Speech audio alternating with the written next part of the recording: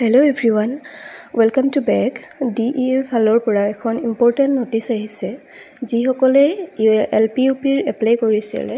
তেওঁলোকে কিছুমান এতিয়া ডকুমেন্ট সাবমিট কৰিব লাগিব তেওঁলোকৰ কাৰণে নোটিছখন আহিছে আৰু ইয়াতে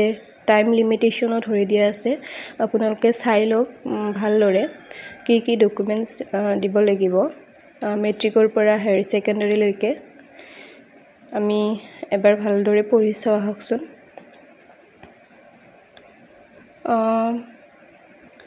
ইয়াতে আমি দেখিবলৈ পাইছো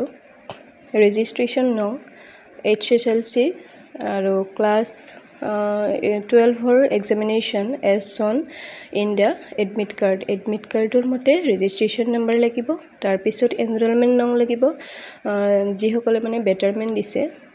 তেও বেটাৰমেন্টৰ হেই সাবমিট কৰিছে তেওঁলোকে দিব লাগিব এনৰোলমেন্ট নং নেক্সট ইয়াৰ অফ পাসিং কোনটো ইয়াৰত আপোনালোকে পাস কৰিছিলে মেট্ৰিক আৰু হায়াৰ সেকেন্ডাৰী নেক্সট সিজন ইয়াতে এক্সাম্পল হিচাপে ধৰি দিয়া আছে গতিকে আপোনালোকৰটো আপোনালোকে সাবমিট কৰিব লাগিব নেক্সট আছে আধাৰৰ নম্বৰ দিব নেক্সট আছে roll nong of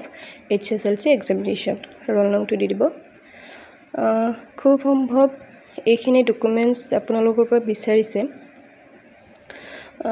যাতে ভালদৰে প্ৰক্ৰিয়াবিলাক মেৰিট লিষ্টৰ ফাইনেল মেৰিট লিষ্টৰ প্ৰক্ৰিয়াবিলাক সোনকাল কৰিব পাৰে তাৰে কাৰণে আৰু ইয়াতে টাইম লিমিটটো আমাৰ ধৰি দিয়া হৈছে 11 অক্টোবৰৰ পৰা 13 অক্টোবৰ